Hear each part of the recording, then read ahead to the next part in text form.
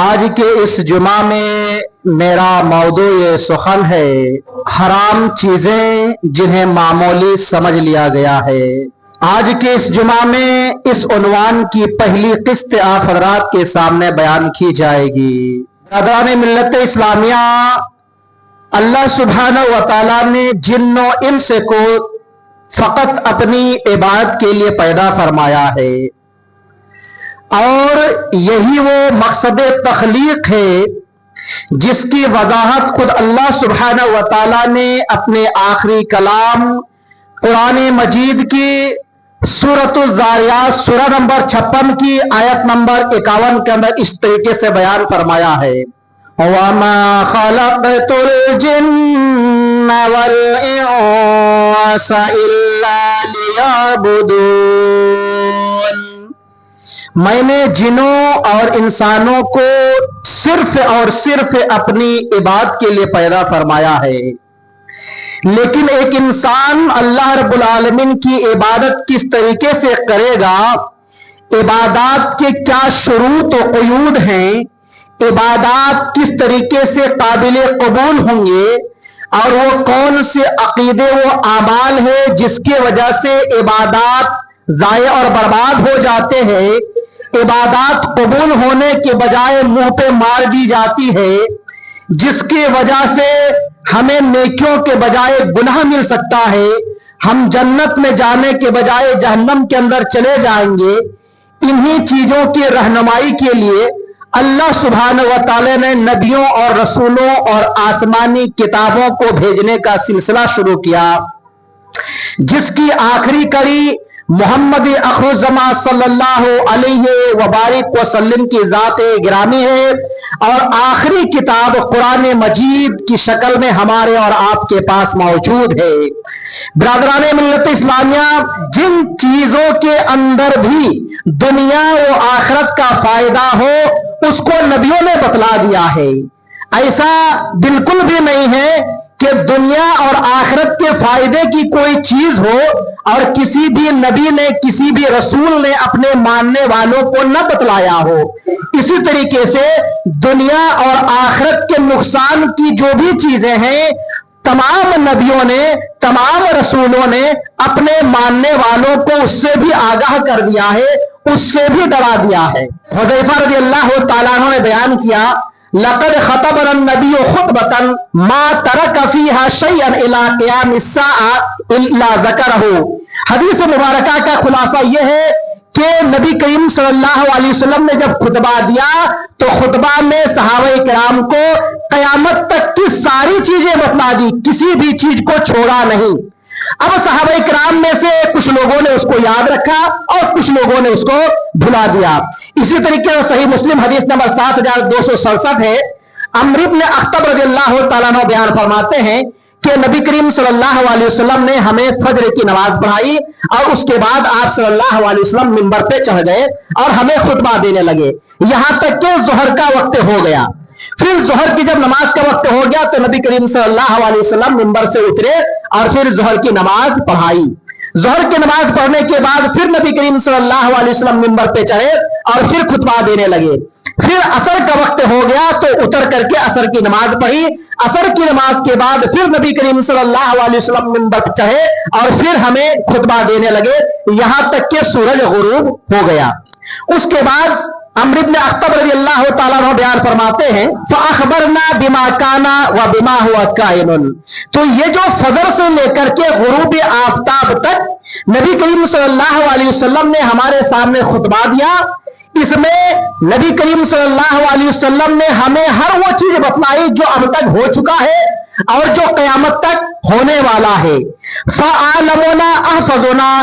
تو نبی کریم صلی اللہ علیہ وسلم کی باتوں کو ہم میں سے سب سے زیادہ جاننے والا وہی شخص ہے جس کا ہم میں سے زیادہ یادداشت ہے، یعنی جس نے سب سے زیادہ یاد رکھا اس کو زیادہ نبی کریم صلی اللہ علیہ وسلم کی باتوں کی جانکاری ہو گئی۔ اسی طریقے سے طبرانی کی ایک حدیث ہے، راوی حدیث ابو ذر رضی اللہ تعالیٰ عنہ ہیں، وہ بیان فرماتے ہیں کہ رسول اللہ صلی اللہ علیہ وسلم نے ہمیں اس حال میں چھوڑا، یعنی جب نبی کریم صلی اللہ علیہ وسلم کی وفات ہو گئی اور وہ ہم سے رخصت ہو گئے تو ہمیں اس حالت میں چھوڑا کہ ہوا میں اڑنے والے جو پرندے ہیں ان کے بارے میں بھی ہمارے سامنے ذکر کر دیا ہے.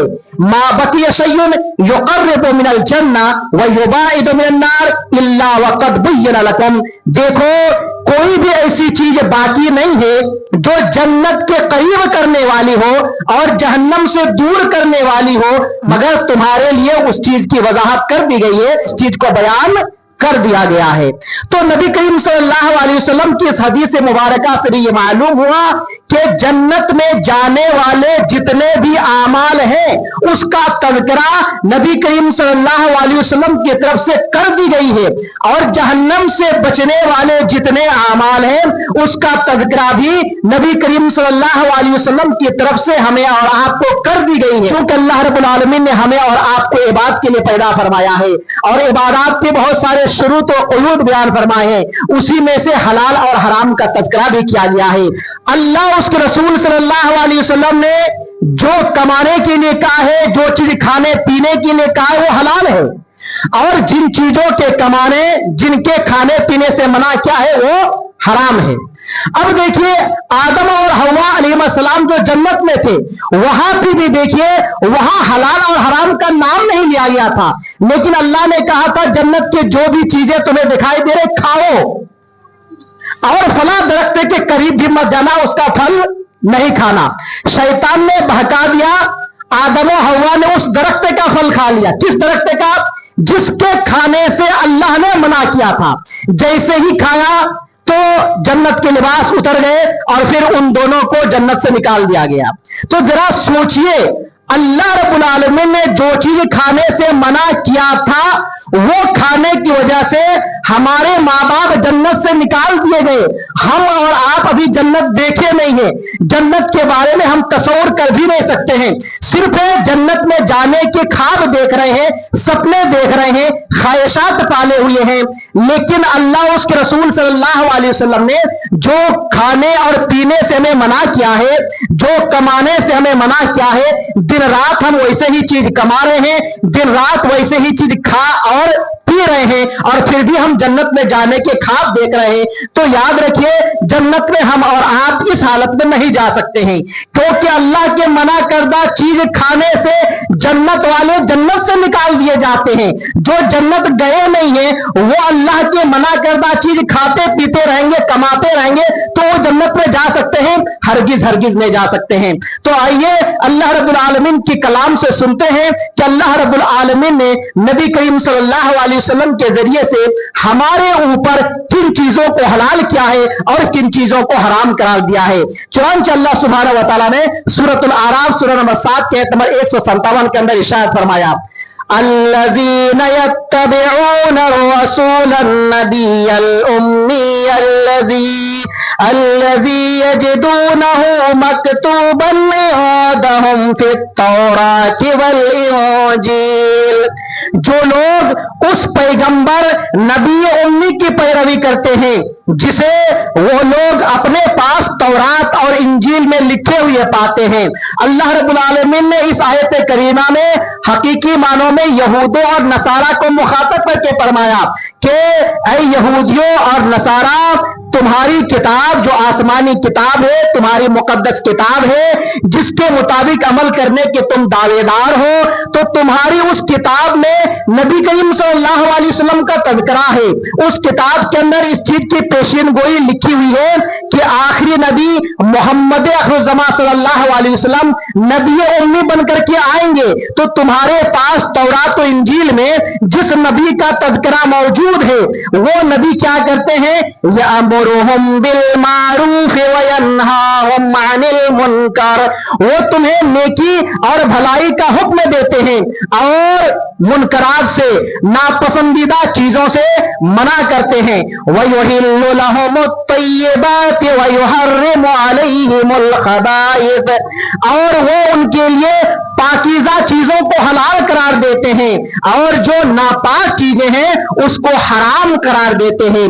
تو اس آیت کریمہ میں اللہ رب العالمین نے واضح کر دیا کہ جو پاکیزہ چیز ہے, पाक और साफ सुथरा है वही हलाल है, जो नापाक है, नापसंदीदा है, जिससे लोगों को कराहत होती है, वो चीज क्या है? हराम है। उसको अल्लाह रब्बुल आलमीन ने और अल्लाह रब्बुल आलमीन के हुक्म से उसके रसूल सल्लल्लाहु अलैहि वसल्लम ने हराम करार दिया है। और नबी करीम सल्लल्लाहु अलैहि वसल्लम ने किन चीजों को हराम करार दिया है? मुस्तदरक अल सहीहैन के अंदर इमाम हाकिम रहमतुल्लाह अलैह ने एक हदीस बयान की है, जिसमें बयान किया है कि रसूलुल्लाह सल्लल्लाहु अलैहि वसल्लम ने इरशाद फरमाया, मा अहल्लल्लाहु फी किताबिही फहुवा हलालुन। अल्लाह रब्बुल आलमीन ने अपनी किताब में जिसको हलाल कहा है वही हलाल है। वमा हर्रमा फहुवा हरामुन। और अल्लाह रब्बुल आलमीन ने अपनी किताब में जिसको हराम कहा है वही हराम है। वमा सकता अन्हु फहुवा आफियतुन। और अल्लाह रब्बुल आलमीन ने जिससे सुकूत इख्तियार किया है, अल्लाह रब्बुल आलमीन ने जिससे खामोशी इख्तियार किया है, वो आजादी है, वो दरगुजर की चीज है, वो माफी है। फ़अक़बलू मिनल्लाहिल आफिया। लिहाजा तुम लोग अल्लाह रब्बुल आलमीन की जानिब से आफियत को यानी आजादी को, माफी को कबूल करो। फ़इन्नल्लाह लम यकुन नसिया। अल्लाह रब्बुल आलमीन इसको भूला नहीं। फिर नबी करीम सल्लल्लाहु अलैहि वसल्लम ने कुरान की इस आयत की तिलावत की, वमा काना रब्बुका नसिया। तेरा रब भूलने वाला नहीं है। इस हदीस मुबारका से भी मालूम हुआ कि अल्लाह रब्बुल आलमीन ने कुछ चीजों को हलाल, कुछ चीजों को हराम बयान किए हैं, और हलाल के कुछ उसूल बयान किए हैं और हराम के भी कुछ उसूल बयान किए हैं। इसके अलावा जिस चीज का तज़किरा कुरान और हदीस में नहीं है, हमारे सामने अगर वो मौजूद है, हम उसका इस्तेमाल कर सकते हैं। अल्लाह रब्बुल आलमीन की तरफ से वो हमारे वास्ते आफियत है। मेरे भाइयों, अफसोस की बात है कि आज जब लोगों के सामने हलाल और हराम की बातें कही जाती हैं, तो बहुत सारे ऐसे भी लोग हैं जो दीन से दूरी होने की वजह से ऐसा कहा करते हैं कि भाई आप लोगों ने बचा के रखा ही क्या है, इसको भी हराम, उसको भी हराम, हर चीज को आप लोग हराम कर रहे हैं, तो हम खाएंगे क्या, हम कमाएंगे क्या? मेरे भाइयों, अल्लाह रब्बुल आलमीन ने सूरतुल बकरा के अंदर वाज़े कर दिया, वासा तकरहू शैअन व हुवा खैरुल लकुम। आयन मुमकिन है कि किसी चीज को तुम नापसंद करते हो, हालांकि वो तुम्हारे वास्ते बेहतर है।